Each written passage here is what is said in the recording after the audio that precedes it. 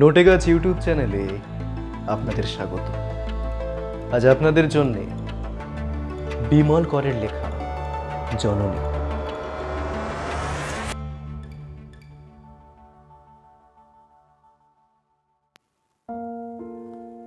আমরা ভাই বোন মিলে মার 5টি সন্তান। বাবা বলতো মার হাতের 5টি আঙুল। সবার বড় ছিল বড়দা, মার 19 বছর বয়সের ফল। প্রথম বলে বড়দা মার সেই বয়সের রূপ যতটা পেরেছিল পুঁটলি বেঁধে নিয়ে জগতে এসেছিল।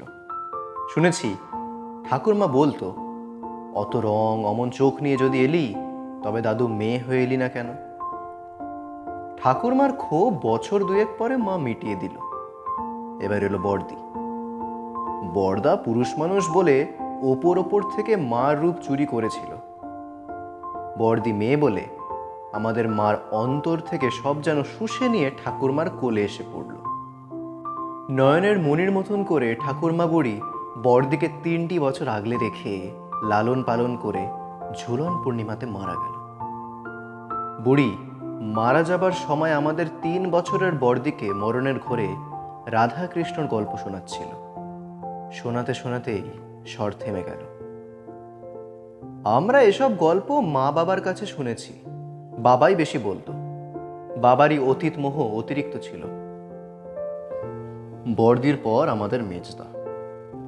মেজদা বাবার মতন, অবিকল বাবার মুখের আদল তার, সেই রকম লম্বা লম্বা হাত, গায়ের রং একটু তামাটে। ছোট আর আমি মাত্র 1.5 বছরের এদিক ওদিক জন্মেছি। ছোটকে আমি দিদি বলিনি কোনো কালে, আজও বলি না। ছোট আমাকে ছেলেবেলায় কোড়ে বলতো, মানে কনিষ্ঠ। তার খ্যাপানো ডাক থেকেই আমার ডাকনাম কড়ি হয়ে গিয়েছিল। আমাদের সংসারে প্রথম শোক এলো বড়দির বিয়ের পর। তার স্বামী খারাপ রোগে ভুগছিল। বড়দির প্রথম ছেলেটা হলো নাক ভাঙা বিকলাঙ্গ, মারা গেল। পরে আরও একটা পেটে এসেই নষ্ট হয়ে গেল। স্বামীর রক্তে কোন রোগের পোকা বংশবৃদ্ধি করছে ততদিনে বুঝতে পেরে গিয়েছে বড়দি। নিজেও ভুগছিল। একদিন স্বামীকে ঘরের মধ্যে পুরে বাইরে থেকে ছিটকিনি তুলে দিয়ে বড়দি চলে এলো। আর স্বামী গৃহে যায়নি।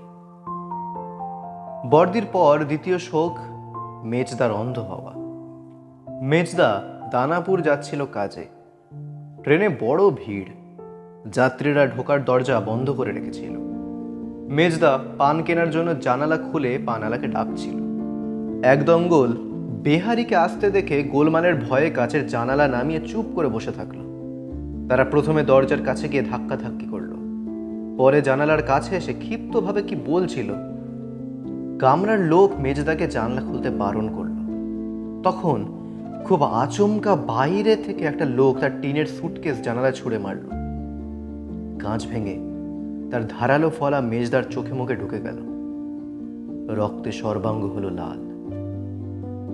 হাসপাতালে একটানা 6 মাস কাটিয়ে বেচারা মেজদা ফিরে এলো বাড়িতে। তার 2 চোখ সে নির্বোধ সুটকেসওয়ালা অন্ধ করে দিয়েই ভিড়ে মিশে থাকলো। আমাদের তৃতীয় শোক বাবার মৃত্যু। বাবা সন্ন্যাস রোগে মারা গেল। মার কাছে বাবা স্নান করছিল। অল্প অল্প জ্বর ছিল গায়ে। মা ঈষদুষ্ণ জলে বাবার গা ধুইয়ে তোয়ালা দিয়ে মুছে দিচ্ছিল। বাবা মার কোলের ওপর হঠাৎ শুয়ে পড়ে কি বলতে গেল, পারল না। মৃত্যু এসে বাবার মুখে হাত চাপা দিয়ে কথা থামিয়ে দিয়েছিল। বাবা তৈরি ছিল, চলে গেল। বাবার মৃত্যুর বছর 2 পরে আমাদের চতুর্থ শোকে এলো। ছোট বড় জেদি। চিরকালই সে যখন যা ঝোঁক ধরেছে করতে গেছে। আমি তাকে কত বলেছি, ওভাবে জেদ ধরে কাজ করতে যাস না, তুই সব পারবি এমন কোনো কথা নেই। আমার কথা ছোট গ্রাহ্য করতো না। তার ধারণা ছিল সে চেষ্টা করলে সব পারে। ছোট এসব বুঝতো না, বুঝতে চাইতো না। অকারণে সে মেতে থাকতো। তার কাজের অন্ত ছিল না, খাওয়া দাওয়া বিশ্রামের বালাই ছিল না। সকালে মিশনারিদের অনাথ আলয়ে গৃহিণীপনা করত, দুপুরে বর্দির সঙ্গে শখের চাকরি করতে যেত স্কুলে। বিকেল আর সন্ধেবেলায় ফুল বাজারের সেই ঝুপসি ঘরটায় লণ্ঠনের টিমটিমে বাতির আলোয় বসে ওর দলের ছেলে ছোকরাদের সঙ্গে রাজনীতির কাজ করত। একদিন ছোট বুঝতে পারল তার বয়সে যতখানি জীবনী শক্তি স্বাভাবিক, তার অনেক বেশি সে অত্যন্ত হঠকারীর মতো ব্যয় করেছে। এখন তার জীবনের কলসি প্রায় ফাঁকা। ডাক্তারবাবু স্পষ্টই বলে দিল, আর ওঠা চলা নয়, বেশি কথা বলাও না, বিছানায় শুয়ে থাকা, ইঞ্জেকশন, ওষুধ, ভালো ভালো খাওয়া আর চুপ করে পড়ে থাকা। ছোট বলল, তাহলে আমি মরে যাব? জবাবে ডাক্তারবাবু বলল, দেখা যাক।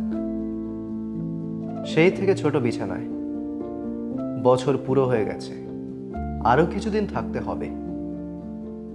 আমাদের সংসারে পঞ্চম শোক এসেছে সত্য, মা মারা যাবার পর।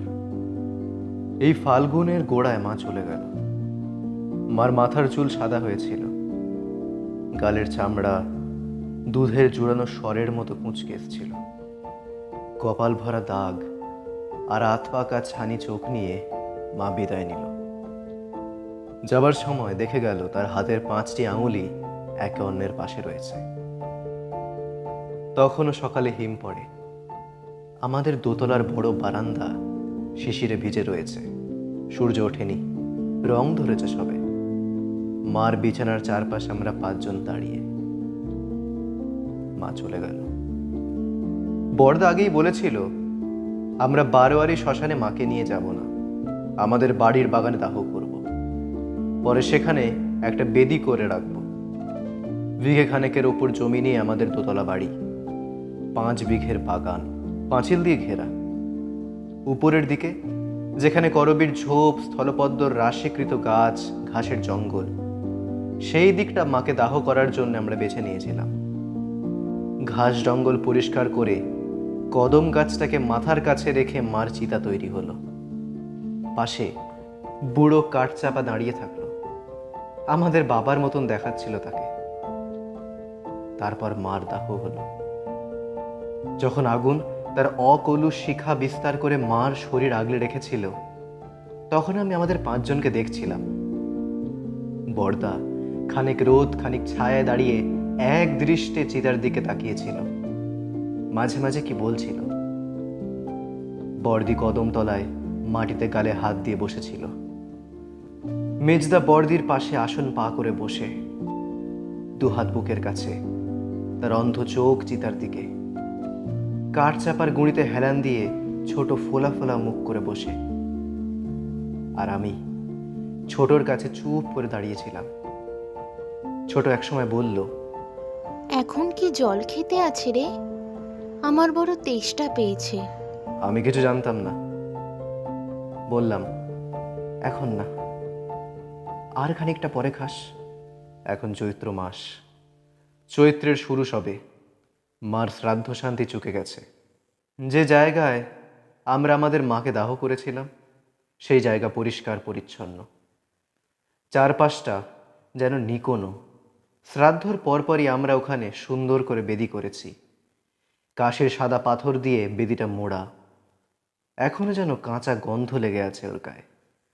হাত রাখলে মনে হয় ঠান্ডা লাগছে, নরম মসৃণ স্পর্শ। মাসান্তে আমরা সেই বেদিতে বসেছিলাম। বেদির মাথার দিকে ছোট কুলুঙ্গির মতন বর্দি সেখানে প্রদীপ এবং ধূপ জ্বেলে দিয়েছিল। বাতাসে ঝাপটা লাগছিল না বলে দ্বীপের শিখাটি জ্বলছিল। অগুরু চন্দনের ধূপ পুড়ে খুব ফিকে একটা গন্ধ বাতাসে ভাসছিল। আর চৈত্রের পূর্ণিমা বলে চাঁদের আলোয় সাদা বেদিটা ধপধপ করছিল। আমরা 5 জনে বেদির ওপর বসে।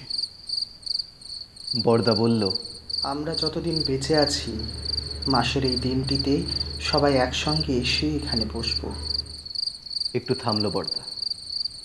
বড়দির মুখের দিকে তাকিয়ে বলল, এই পরিবারের নিয়ম হলো, কি বলিস অনু? অনু বড়দির ডাক নাম।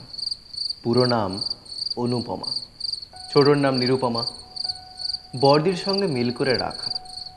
বর্দি মাথা নেড়ে বর্দার কথায় সায় দিল। বাবার বেদিটাও যদি করে রাখতাম। বর্দির গলায় আক্ষেপের সুর।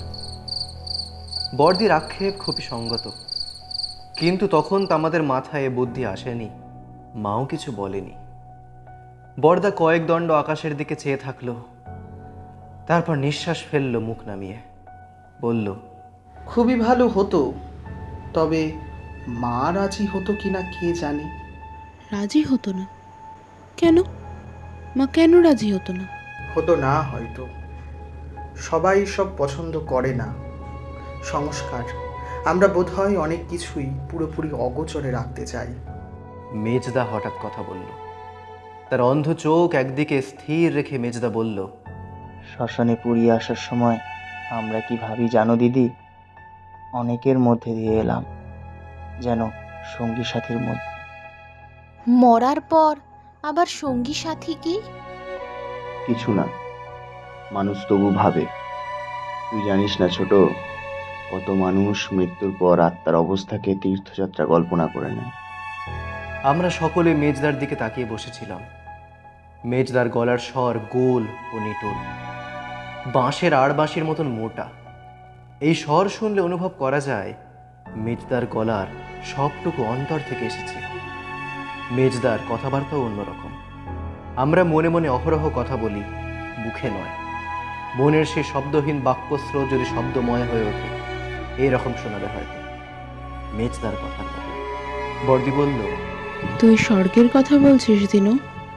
মেজদার নাম দীনেন্দ্র, ছোট করে দিনু। বর্দির কথায় মেজদা আলগা করে মাথা নাড়ল। না দিদি, স্বর্গ তো শেষ কল্পনা। আমি মর্তের পর স্বর্গের আগে যে পথ, তার কথা বলছি। সেটা আবার কি? মাঝপথের কথাও মানুষ ভাবে? ভাবে, যত ভালো করে ভেবে নিতে পারা যায় ততই ভালো রে ছোট। আমি রাঁচির দিকে মুন্ডো না মুংরিদের গ্রামে এক বাড়িতে ছবি দেখেছিলাম একটা। ওদের কথা বাদ দাও। বাদ কেন, শোন না। মেজদা যেন অন্ধ চোখে জ্যোৎস্না মেখে সামান্য মুখ ফেরালো, বলল, মাটির বাড়ি, বাইরের দেওয়ালে রঙ্গুলে একটা বাচ্চা ছেলের ছবি আঁকা। ঘোড়ার পিঠে চড়ে বাচ্চাটা চলেছে, এক হাতে লাঠি, অন্য হাতে লাগাম, কাঁধে খাবারের পুটলি, মাথায় তেষ্টা মেটাবার জন্য জলের ঘটি রাখা। ওই ছবির মানে বলে দিল ফরেস্ট বাবু।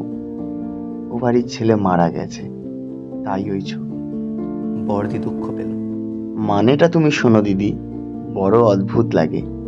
ভাবো তো, ওরা বিশ্বাস করে নিয়েছে মৃত্যুর পর তাদের ছোট ছেলেটিকে একা একা অনেক দূর যেতে হবে, তাই তাকে বসিয়ে দিয়েছে ঘোড়ায়, হাতে দিয়েছে লাঠি, পুটলিতে বোধহয় চিড়ে গুড়, আর মাথায় তেষ্টা মেটাবার জল। স্নেহ, মমতা, ইহলোকের মায়া ও দুঃখ, পরলোকের দুর্ভাবনা, সব যেন এই ছবিতে মহৎ সুন্দর হয়ে কল্পিত ছিল। আমি অভিভূত হলাম। জ্যোৎস্নার ধারার মতন আমার কল্পনা সেই ছবির গায়ে আলো বর্ষণ করছিল। অনেকক্ষণ বুঝি কেউ কোনো কথা বলল না আর। চৈত্রের চঞ্চল বাতাস বাগানের তৃণ এনে আমাদের গায়ে মাথায় ফেলে দিচ্ছিল। বেদিতে আমাদের পাঁচজনের ছায়া পরস্পরকে স্পর্শ করে যেন ছায়ার একটি আশ্চর্য রকম জাফরি তৈরি হয়েছে। চাঁদটা সমুদ্র জলের মতনে নীল অনেকটা, পর্যাপ্ত জ্যোৎস্না। মার বেদির মাথার কাছে সেই বৃন্দাবনের কদম গাছ, মার পাশে বুড়ো কাঠ চাপা। কদম গাছটার বয়স আমার সমান, বৃন্দাবন থেকে কিনেছিল বাবা। এখনো বর্ষায় ফুল ফোটে। বর্দি প্রথমে নিঃশ্বাস ফেললো, বর্দার দিকে হাত বাড়িয়ে বলল, আমার গাটা একটু দেখ তো দাদা। কেন রে, কি হলো? বর্দার গলায় উদ্বেগ। আমাদের যদি মায়ের হাতে কেউ কিছু দিতে বলে, কি দেব রে? বর্দি আমাদের প্রত্যেকের মুখে একে একে তাকালো, তারপর কেমন করে যেন মাথা নাড়ল। জানি না কি দেব মায়ের হাতে, কে জানে। কথাটা আমাদের কানের পাশ দিয়ে যেতে যেতে হঠাৎ যেন ঘুরে দাঁড়ালো। আমাদের মনোযোগ আকৃষ্ট হলো। সহসা অনুভব করলাম বিহল হয়েছি। এই প্রশ্ন আচমকা বর্দি আমাদের সামনে জবনিকার মতো নিক্ষেপ করল। আমরা অসংবিত ও বিমূঢ় হয়ে বসে থাকলাম। তারপর ক্রমশ বর্দির কথার পরিপূর্ণ মর্ম আমাদের হৃদয়ে অনুভব করতে পারলাম। সমূলে সচকিত হবার মতন আমরা শিহরিত ও কম্পিত হয়ে দেখলাম এই প্রশ্ন যেন আমাদের সমস্ত বোধ অধিকার করেছে। আমরা কি দেব, কি দিতে পারি মাকে? মনে হলো এই অদ্ভুত প্রশ্নে আমরা আমাদের সম্মিলিত বোধ থেকে পৃথক হয়ে গিয়েছি, যেন কোনো ভয়ঙ্কর পর্বত চূড়ায় এনে কেউ আমাদের পরস্পরের দেহের সঙ্গে বাঁধা দড়ি কেটে দিয়েছে। আমরা সবাই চূড়ার অন্তিম প্রান্তে দাঁড়িয়ে স্তব্ধ নিঃসাড় হয়ে আমরা বসে থাকলাম। চাঁদের আলো কদম গাছের ছায়াটিকে বেদির সামনে শুইয়ে রেখেছে। কবরী ঝোপে বাতাস যেন ডুব দিয়ে সাঁতার কেটে কেটে যাচ্ছিল। শব্দ হচ্ছিল পাতার। আমরা আমাদের ছায়ার নকশা থেকে চোখ তুলে কখন যে শূন্য দৃষ্টি রেখেছি কেউ জানি না। প্রথমে বড়দাই কথা বলল। মার কোলে বড়দাই প্রথম এসেছিল। বড়দাকে দিয়েই মার মাতৃত্ব শুরু। হয়তো তাই বড়দা এই নীরবতা এবং অপেক্ষা প্রথমে ভাঙল, যেমন করে মার সন্তান কামনার অপেক্ষা ভেঙেছিল। অনু কিন্তু কথাটা মন্দ বলেনি। আমরা কেউ মৃত্যুর পরটার বিশ্বাস করি না, তবু ভাবতে ভালো লাগছে আমাদের মা দিনুর গল্পের মতো দীর্ঘ পথ হেঁটে যাবে। আমরা মার জন্য কে কি দিতে পারি।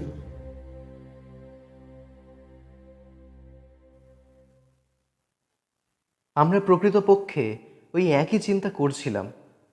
মার সে দীর্ঘ অন্তহীন পথযাত্রায় আমরা মাকে কি সম্পদ দিতে পারি। বড়দা দীর্ঘ করে নিঃশ্বাস ফেলল।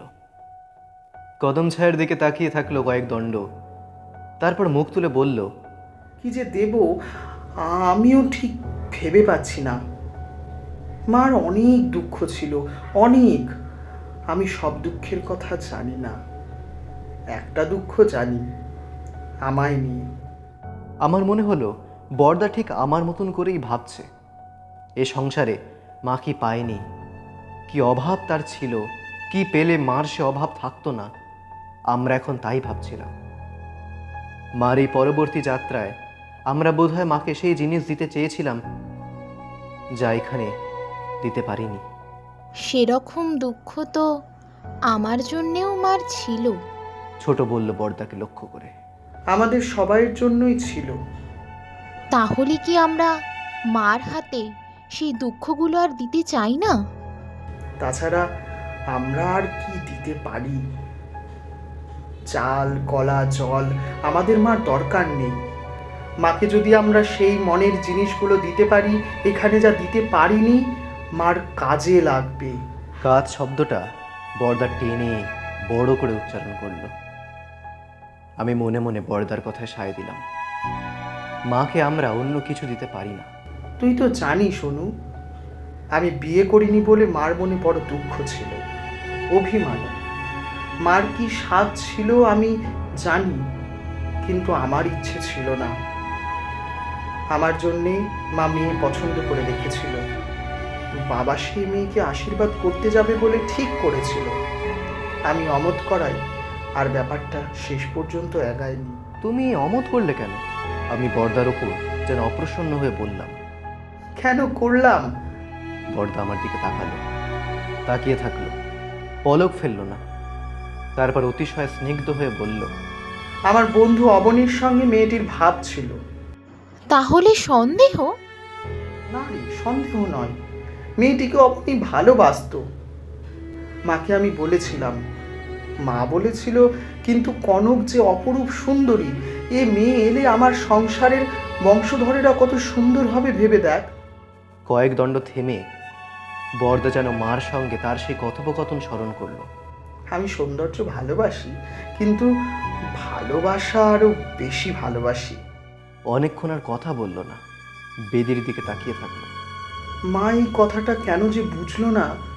মনে হচ্ছিল তার কোনো পুরানো প্রদাহ সে আজ অত্যন্ত ব্যথার সঙ্গে আবার অনুভব করছে। অনেকটা সময় চুপ করে থেকে বড়দা দীর্ঘ নিঃশ্বাস ফেলল। মৃদু গলায় টেনে টেনে বলল, আমি মাকে আমার সেই ভালোবাসার মন দিতে পারি। বরদা নীরব হলে সাদা বেদিটার গায়ে চাঁদের আলো ছেঁড়া মেঘের ফাঁকে মলিন হলো সামান্য। আমরা নির্বাক বসে থাকলাম। চৈত্রের বাতাস করবিছপের তলা থেকে ধুলোর গুঁড়ো এনে মাখিয়ে গেল। রাস্তা দিয়ে একটা টাঙা যাচ্ছে, টাঙাওয়ালার পায়ে টেপা ঘন্টি বাজছিল। কদম গাছের ছায়া একটু যেন হেলে গেছে। তাহলে আমিও বলি। বর্দি বলল। বর্দার পর বর্দিরই বলার কথা। আগে বর্দি দিশেহারা হয়ে বলেছিল সে কি দেবে জানে না। এখন বর্দার কথার পর বর্দি মন স্থির করতে পেরেছে। বর্দি কি দেয় শোনার জন্য আমরা সকলে মুখ তুলে তার দিকে তাকালাম। জ্যোৎস্না আবার স্পষ্ট হয়েছে। চন্দ্রকিরণে বর্দিকে রেশমের মতো নরম মসৃণ দেখাচ্ছিল। হাঁটু ভেঙে এক পাশে হেলে বসেছিল বর্দি। তার হাতে সরু দুগাছা করে সোনার চুড়ি, সাদা হাতে মিনের কাজের মতন চুড়ি দুটো চকচক করছিল। অল্প সময় ইতস্তত করে বর্দি বলল, আমি অমন করে শ্বশুরবাড়ি ছেড়ে চলে এসেছি বলে মা কোনোদিনও খুশি হয়নি। তুই তো জানিস দাদা, মা তোকে কতবার সেই লোকটার কাছে যেতে বলেছে। কেন বলতো? বলতো যাতে তুই তাকে ভুলিয়ে বুঝিয়ে সুঝিয়ে আনতে পারিস। বাবাকেও মা বুঝিয়েছিল আমি ওখান থেকে চলে এসে ভুল করেছি, অন্যায় করেছি। বরং চেপে বসে থাকলে তাদের জামাইকে শুধরে নিতে পারতাম। মামায় বলতো, এই তেজ দেখিয়ে তুমি তোমার ক্ষতিই করলে, সারা জীবন পড়বে। তুমি তো আজও মাঝে মাঝে কাঁদো বর্দি। কাঁদি কাঁদি, মা কেন আমায় আবার বিয়ে করতে বলল না? তোমার কি আবার বিয়ে করার স্বাদ ছিল? আমি অবাক চোখে বর্দিকে দেখছিলাম। হ্যাঁ, মা বাবা যদি বলতো আমি আবার বিয়ে করতাম। চামড়ার ব্যবসাদার সেই লোকটাকে ত্যাগ করে এসে আমি শুধু নিজেকে বাঁচিয়েছিলাম, কিন্তু আমার দরকারটুকু তো পাইনি। তোমার আবার বিয়ে করা খুব সহজ ছিল না বর্দি। না হয় কঠিনই ছিল, তাতে কি? সংসারে এমন মানুষ ছিল যে আমায় বিয়ে করত। মার সাহস হলো না। একদিন আমি মাকে বলেছিলাম, রোগ, নোংরামি, কষ্ট সব সহ্য করি, তাতে তোমার আপত্তি নেই। আপত্তি সুখ পাবার ব্যবস্থা করতে।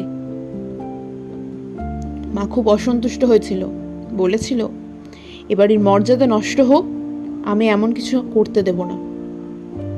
মা মর্যাদা চাইতো, আমি সাহস চাইতাম। বর্দি সামান্য থামল। তার সমস্ত শরীর রেশম দিয়ে মোড়া সাজানো পুতুলের মতন দেখাচ্ছিল।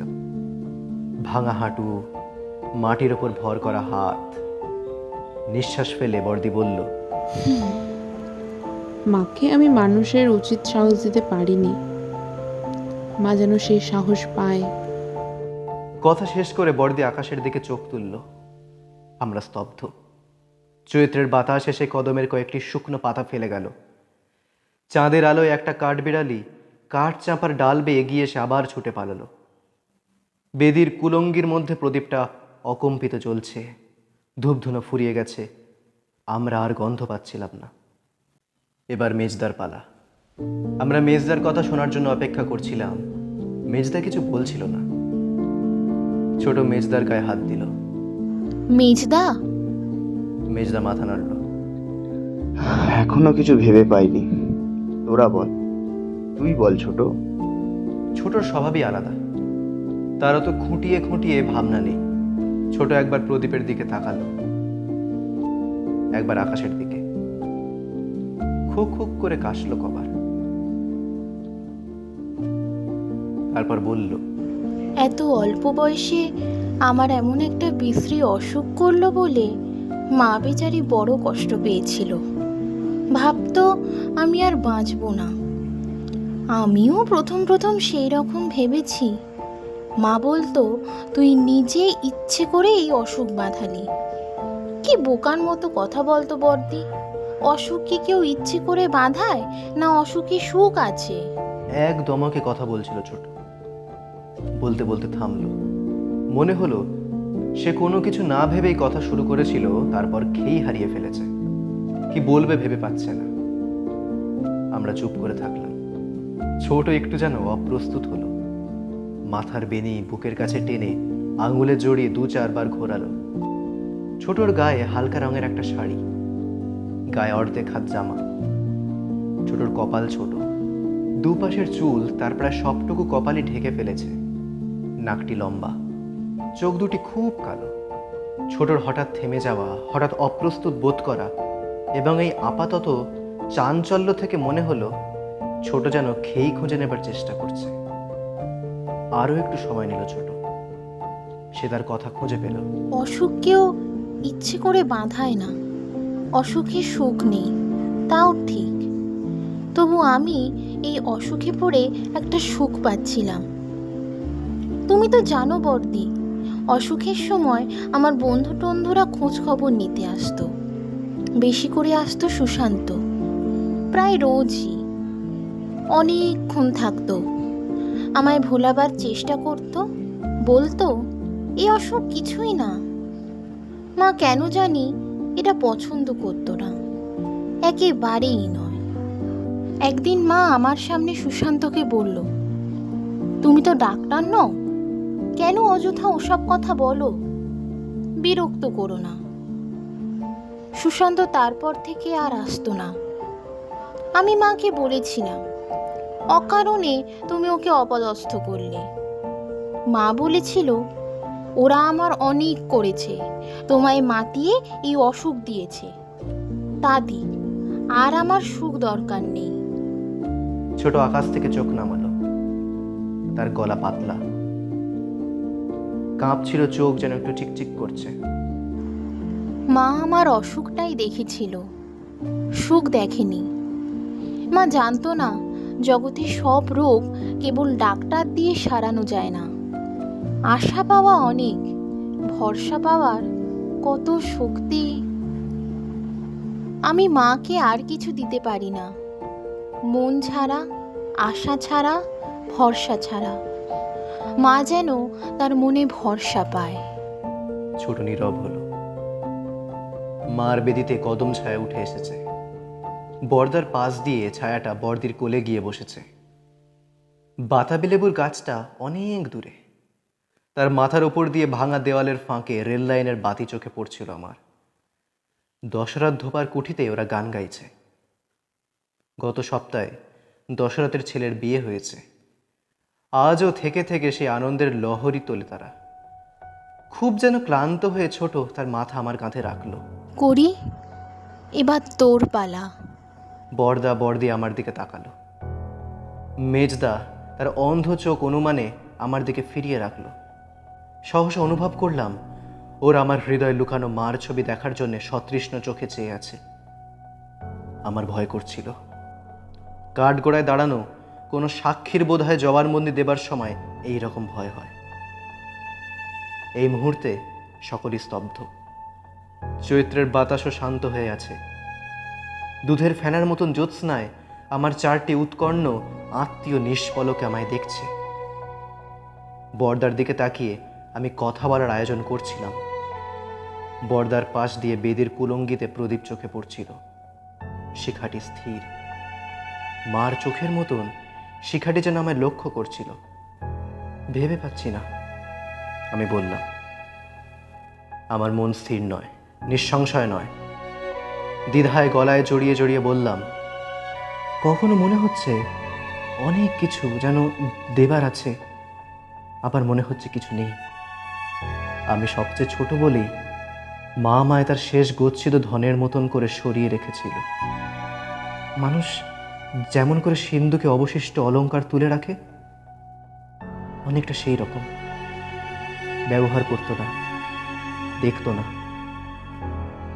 কথা বলার সময় ক্রমশ আমার মনে হচ্ছিল আমি ভয় কাটিয়ে উঠতে পারছি। গলা কাঁপছিল তখনও, তবু আমার স্বর স্পষ্ট হয়ে এসেছে অনেকটা। তোমরা মাকে যত পেয়েছো, যেমন করে পেয়েছো, আমি তো পাইনি। আমার মা আমাদের সংসারকে তেমন করে বুঝতে দেয়নি। ভাবতো আমার এসবের দরকার নেই, কিন্তু আমি মাকে দেখেছি। একবার মার সঙ্গে আমায় কাশি যেতে হয়েছিল। তোর মনে আছে ছোট? বাবা মারা যাবার পর মা একবার আমায় নিয়ে কাশি গিয়েছিল 15-20 দিনের জন্য। তোরা ভেবেছিলি মার মন ভালো নয়, বাবার অভাবে মন বড় কাতর, তাই মা কটা দিন তীর্থর জায়গায় মন জুড়িয়ে আসতে গেছে।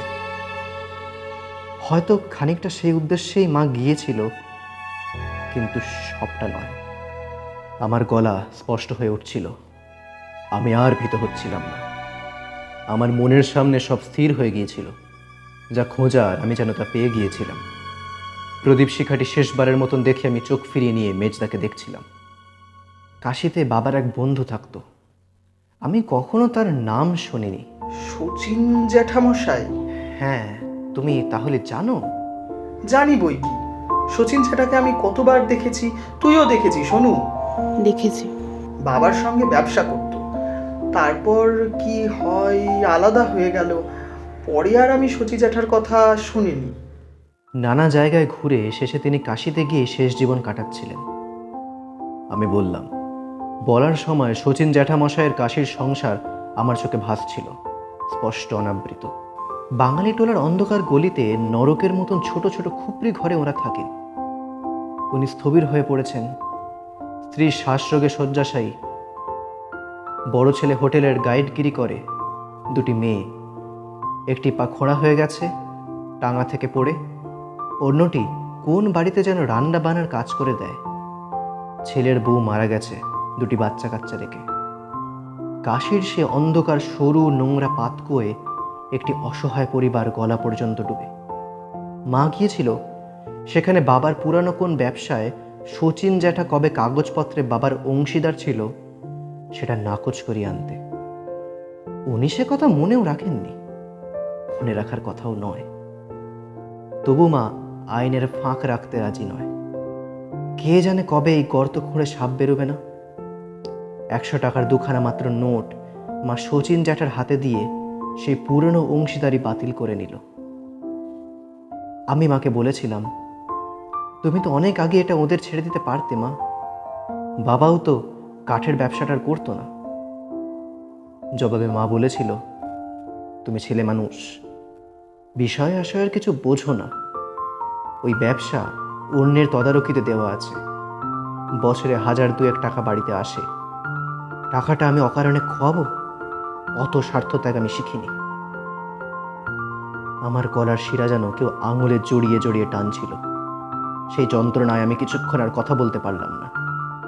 আমার সামনে শচীন জ্যাঠার পিছুটি ভরা চোখ দুটি ভাসছিল। কি দুর্গতি তার! মা স্বার্থত্যাগ জানত না। আমি চাপা গলায় বললাম, মা দিন ছিল আর মন কৃপণ ছিল। আমায় যদি কিছু দিতে হয় আমি মাকে স্বার্থত্যাগ দেব, আর কিছু না। আমি নীরব হলে বৃন্দাবনের কদম গাছ তার ছায়া আরো দীর্ঘ করল। বর্দির বুকে সেই ছায়া দেখলাম। কয়েকটি খড়কুট এলো দমকা বাতাসে। দশরথ ধোপাদের বস্তিতে গানের সুর থেমে গেছে। একটি রাত্রিগামী ট্রেন সাঁকোর ও প্রান্তে দাঁড়িয়ে হুইসেল দিচ্ছে পথের জন্য। ধ্বনিটা ক্ষীণ হয়ে এখানে ভেসে আসছিল। মেজদা কিছু বলেনি, এবার বলবে। মেজদার পালা ফুরলে আমাদের 5টি আঙুলি কুটিয়ে যাবে। আমরা কেউ কোনো কথা না বলে মেজদার দিকে তাকিয়ে থাকলাম। মেজদা কিছু বলছিল না, শূন্য পানে মুখ তুলে রেখেছিল। আমরা অপেক্ষা করছিলাম। অধীর উৎকণ্ঠিত সেই অপেক্ষা দীর্ঘ মনে হচ্ছিল। দিনু? বরদা মেজদাকে ডাকল। মেজদা স্থির শান্ত, যেন আকাশের দিকে তার অন্ধ চোখ মেলে সে হৃদয় দিয়ে মাকে দেখছে। দিনু? এবার বর্দি হাত বাড়িয়ে মেজদার গা স্পর্শ করল। মেজদা তবু পাথরের মতন বসে, তার নিঃশ্বাস পড়ছে কি পড়ছে না বোঝা যাচ্ছিল না। মিস্তা? ছোট ডাকলো। হাত দিয়ে মেজদাকে স্পর্শ করে বললাম, মেজদা এবার তোমার পালা। মেজদা সামান্য নড়ল। আকাশের দিকেই তার মুখটি তোলা। অমূল জ্যোৎস্না তার সমস্ত মুখে লেপে রেখেছে। তার দুই অন্ধনয়ন নিবিড় করে সে আলো দেখছিল। মেজদা তার সাদামাঠা মেঠু সুরেলা গলায় বলল, সৎকার শেষ হয়ে গেলে মানুষ আর কি দিতে পারে? তোমরা মার সৎকার শেষ করেছো, আমার আর কিছু দেওয়ার নেই। আমাকে যেমন একটা নির্বোধ সুটকেসওয়ালা অন্ধ করে দিয়ে গেল, তেমনি মাকে এই সংসারে শুনিতে অন্ধ করেছিল। মা যে কত অন্ধ আমি জানতাম। এই অন্ধ চোখ মাকে আর দিতে ইচ্ছে করে না। মা আমার হৃদয়ের চক্ষু পাক। মেজদা আর কিছু বলল না। কাশির সাদা পাথরে বাঁধানো মার বেদির ওপর আমরা 5টি সন্তান বসে থাকলাম। শব্দহীন সেই চরাচরে অনুভব করলাম আমাদের মার সৎকার যেন এইমাত্র সমাধা হলো। সর্বগ্রাসী দুঃখেও আমরা মার নির্বিঘ্ন যাত্রা কামনা করছিলাম। আমাদের যা দেবার সাধ্যমতো দিয়েছি, মা সে অন্তহীন পথ অতিক্রম করুক।